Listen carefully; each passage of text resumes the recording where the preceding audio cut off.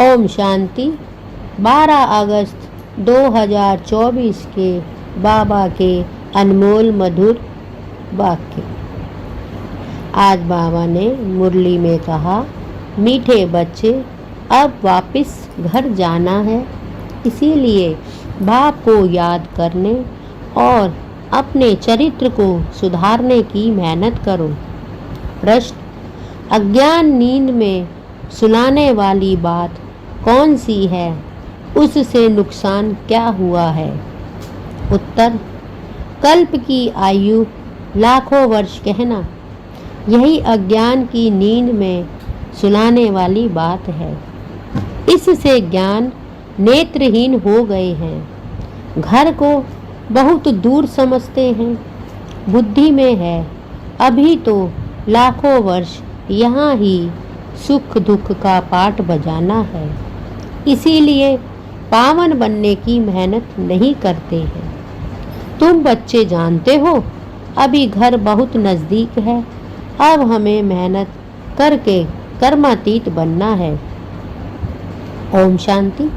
मीठे मीठे बच्चों को अब बाप ने घर याद दिलाया है। भल भक्ति मार्ग में भी घर को याद करते हैं, परंतु वहाँ जाना कब है, कैसे जाना है, वह कुछ भी नहीं जानते। कल्प की आयु लाखों वर्ष कह देने के कारण घर भी भूल गया है। समझते हैं लाखों वर्ष यहाँ ही पाठ बजाते हैं तो घर भूल जाता है। अभी बाप याद दिलाते हैं, बच्चे घर तो बहुत नज़दीक है, अब चलेंगे अपने घर।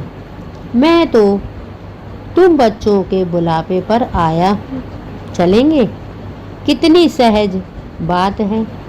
भक्ति मार्ग में तो पता ही नहीं पड़ता कि कब मुक्ति धाम में जाएंगे।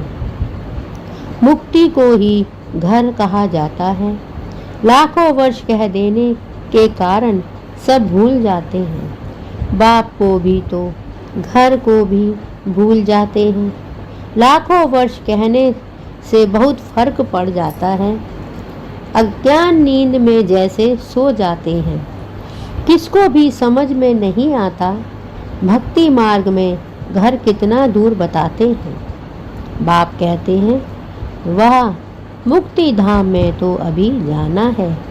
ऐसे थोड़े ही हैं तुम कोई लाखों वर्ष भक्ति करते हो, तुमको पता भी नहीं कि भक्ति कब से शुरू हुई है।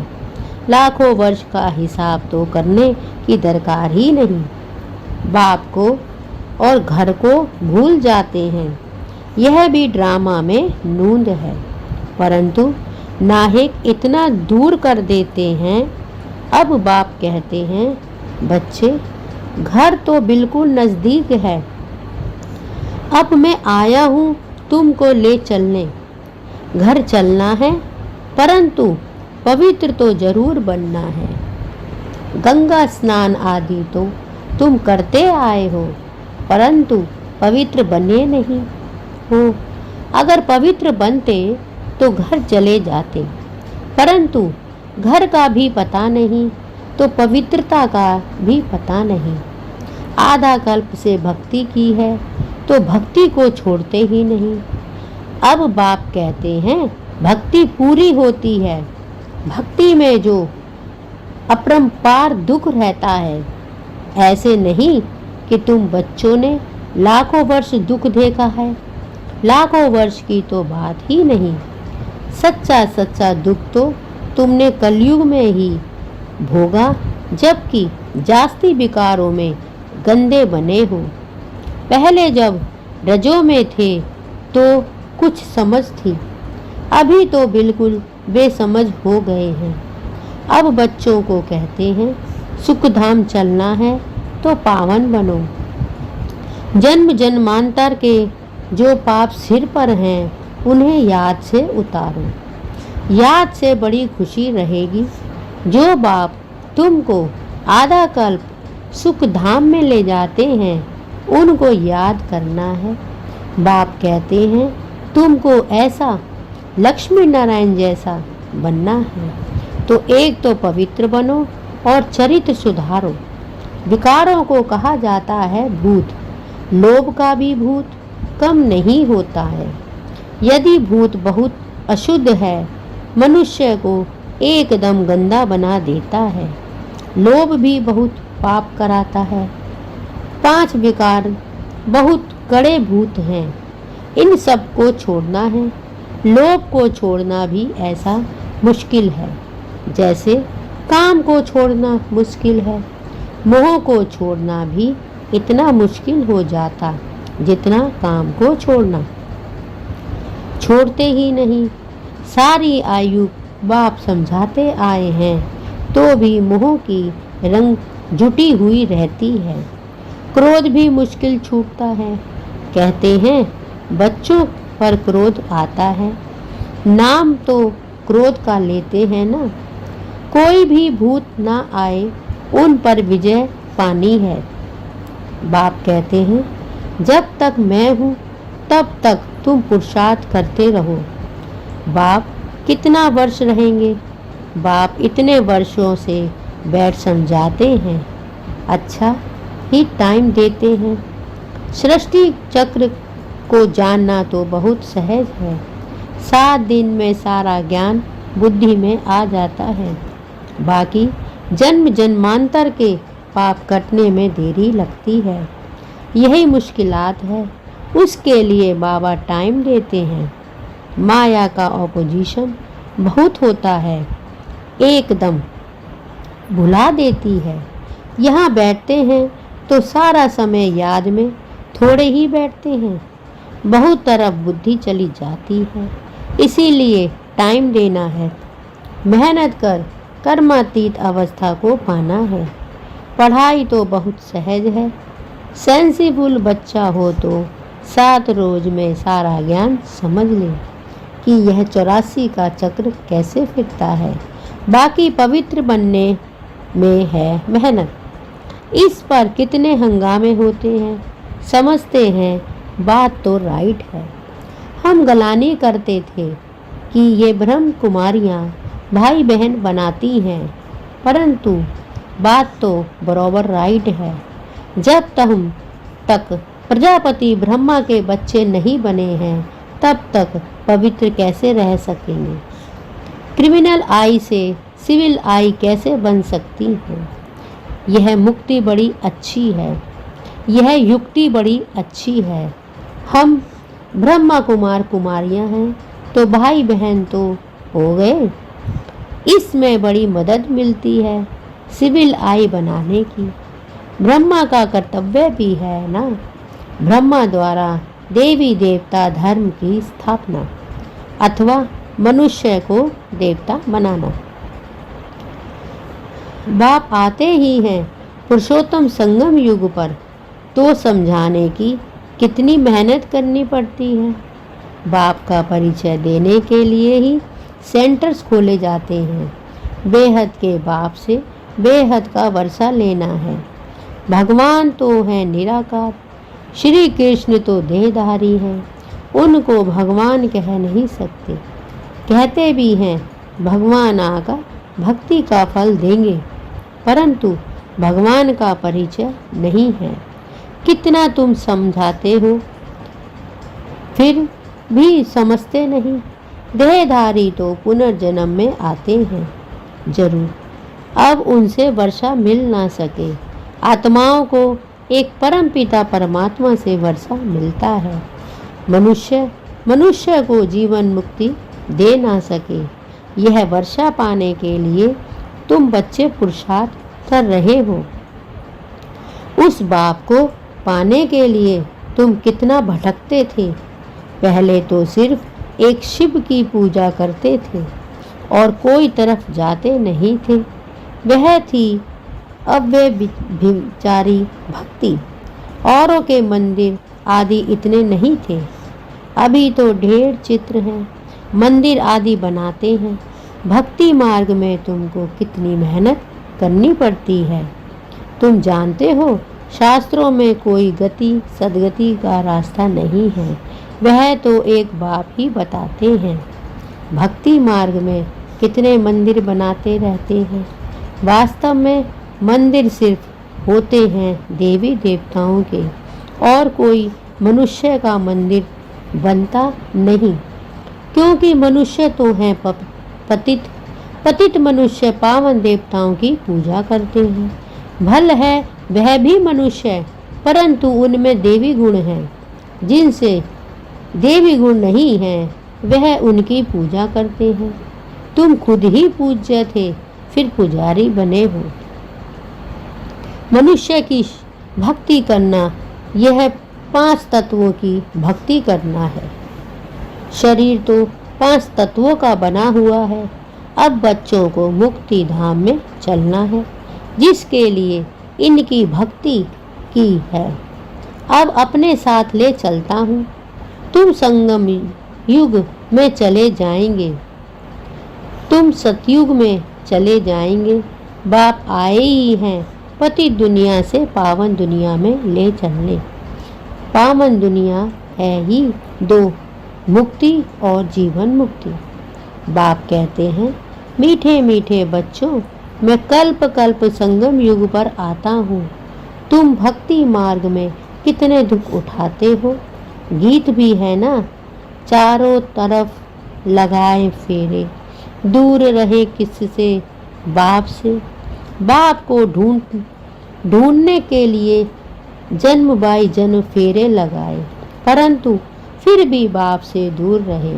इसीलिए बुलाते हैं, पतित पावन आओ, आकर पावन बनाओ। बाप के सिवा और कोई बना ना सके, तो यह खेल ही 5000 वर्ष का है। ड्रामा अनुसार हर एक पुरुषार्थ करते हैं, जिस प्रकार कल पहले किया है उस अनुसार ही राजधानी की स्थापना हो रही है। सब एक जैसा तो नहीं पढ़ेंगे। यह पाठशाला है ना, राजयोग की पढ़ाई है। जो देवी देवता धर्म के होंगे वह निकल आएंगे। मूल वतन में भी जो संख्या है वह एक्यूरेट होगी, कम जास्ती नहीं। नाटक में एक्ट्रेस का अंदाज बिल्कुल पूरा है, परंतु समझ नहीं सकते। जितने भी हैं उतने एक्यूरेट हैं। फिर भी वह आकर पाठ बजाएंगे। फिर तुम आते हो नई दुनिया में, बाकी सब वहाँ चले जाएंगे। अभी कोई गिनती करें तो कर सकते हैं। अभी बाप तुमको बहुत गुइयाँ पॉइंट्स बताते हैं। शुरू की और अभी की समझाने में कितना फ़र्क है। पढ़ाई में टाइम लगता है। फट से कोई ICS नहीं बन जाएंगे। नंबरवार पढ़ाई होती है। बाप कितना सहज कर समझाते हैं, जो मनुष्य की बुद्धि में सहज बैठ सके। दिन प्रतिदिन नई नई पॉइंट्स समझाते रहते हैं। अब बाप कहते हैं, मुझ पतित पावन बाप को बुलाया है, मैं आया हूँ तो तुम पावन बनो ना। अपने को आत्मा समझ मामे कम याद करो तो तुम सतो प्रधान बन जाएंगे। फिर यहाँ आना पड़ेगा पाठ बजाने। बाप कहते हैं, आत्मा पतित बनी है, इसीलिए पतित पावन बाप को याद करते हैं। पावन बनने के लिए कितना बंडर है। इतनी छोटी सी आत्मा कितना पाठ बजाती है। इसको कुदरत कहा जाता है। उनको देखा नहीं है। कोई कहते हैं हम परमात्मा का साक्षात्कार करें। बाप कहते हैं, इतनी छोटी सी बिंदी का तुम साक्षात्कार क्या करेंगे। मैं जानने लायक हूँ, बाकी देखना तो मुश्किल है। आत्मा को यह सब कर्मेंद्रियाँ मिली हुई हैं पाठ बजाने के लिए। कितना पाठ बजाती हैं, यह वंडर है। कभी भी आत्मा घिसती नहीं। यह अविनाशी ड्रामा, यह अविनाशी बना बनाया है। कब बना है यह पूछ नहीं सकते। इनको अनादि कहा जाता है।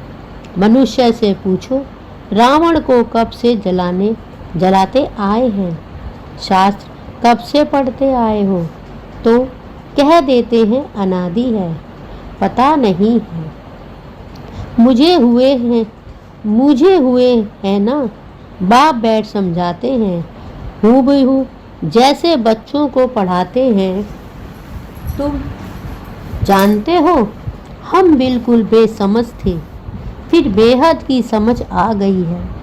वह होती है हद की पढ़ाई, यह है बेहद की पढ़ाई। आधा कल्प है हिंदी, आधा कल्प है दिन, आधा कल्प है रात। 21 जन्म तुम रिंचक भी दुख नहीं पा सकते। कहते हैं ना, शल तुम्हारा बाल भी बांका ना हो, कोई दुख दे ना सके। नाम ही है सुख धाम, यहाँ तो सुख है नहीं, मूल बात है पवित्रता की।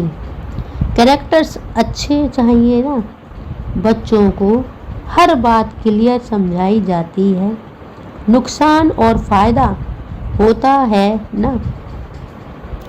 अभी तो बाप कहते हैं फायदे की बात ही छूटी, अभी तो नुकसान ही नुकसान होने का है। विनाश का समय आ रहा है, उस समय देखना क्या क्या होता है। बरसात नहीं होती है तो अनाज की कितनी महंगाई हो जाती है। भल कितना भी कहते हैं 3 वर्ष के बाद बहुत अनाज होगा, फिर भी अनाज बाहर से मंगाते रहते हैं। ऐसा समय आएगा जो एक दाना भी मिल नहीं सकेगा। इतनी आपदाएं आनी हैं, इनको ईश्वरीय आपदाएं कहते हैं। बरसात नहीं पड़ी तो अकाल जरूर पड़ेगा। सभी तत्व आदि बिगड़ने वाले हैं। बहुत जगह तो बरसात नुकसान कर देती है।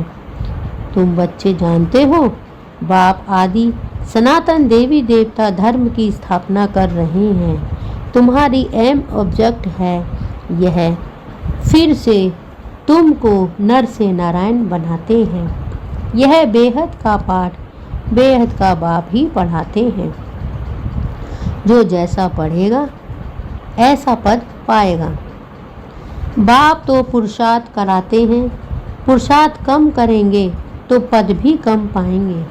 टीचर भी स्टूडेंट को समझाएंगे ना। दूसरे को जब असमान बनाते हैं तब मालूम पड़ता है यह अच्छी रीति पढ़ते और पढ़ाते हैं। मूल है ही याद की यात्रा। सिर पर पापों का बोझा बहुत है, मुझे याद करो तो पाप भस्म हो। यह है रूहानी यात्रा।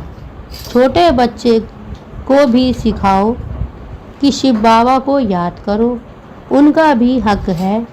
यह नहीं समझेंगे कि अपने को आत्मा समझ बाप को याद करना है, नहीं, सिर्फ बाबा को याद करेंगे।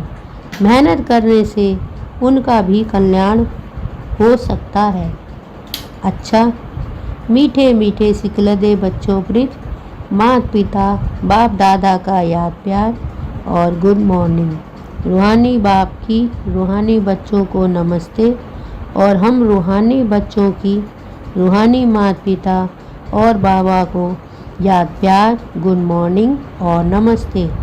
शुक्रिया बाबा, शुक्रिया। धारणा के लिए मुख्य सार। 1. नर से नारायण पद प्राप्त करने के लिए बेहद के बाप से बेहद का पाठ पढ़कर दूसरों को पढ़ाना है।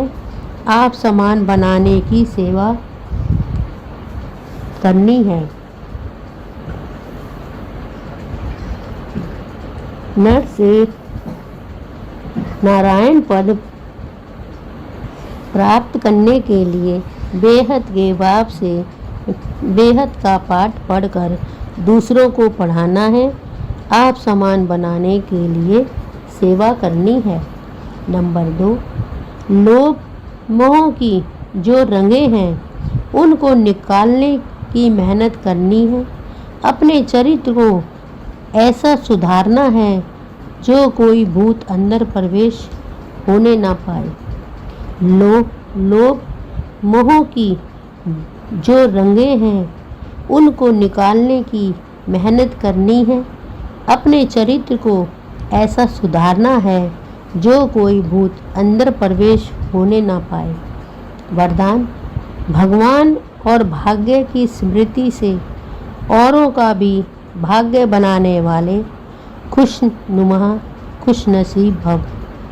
भगवान और भाग्य की स्मृति से औरों का भी भाग्य बनाने वाले खुशनुमा खुशनसीब भव। अमृत वेले से लेकर रात तक अपने भिन्न भिन्न भाग्यों को स्मृति में लाओ और यही गीत गाते रहो। वाह मेरा श्रेष्ठ भाग्य। जो भगवान और भाग्य की स्मृति में रहते हैं वही औरों को भाग्यवान बना सकते हैं।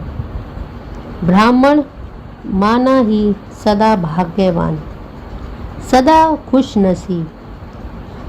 किसी की हिम्मत नहीं जो ब्राह्मण आत्माओं की खुशी कम कर सके। हर एक खुशनवा खुश नसीब हो। ब्राह्मण जीवन में खुशी का जाना असंभव है। भल शरीर चला जाए लेकिन खुशी जा नहीं सकती। स्लोगन, माया के झूले को छोड़ अतीन्द्रिय सुख के झूले में सदा झूलते रहो। माया के झूले को छोड़ अतीन्द्रिय सुख के झूले में सदा झूलते रहो। ओम शांति।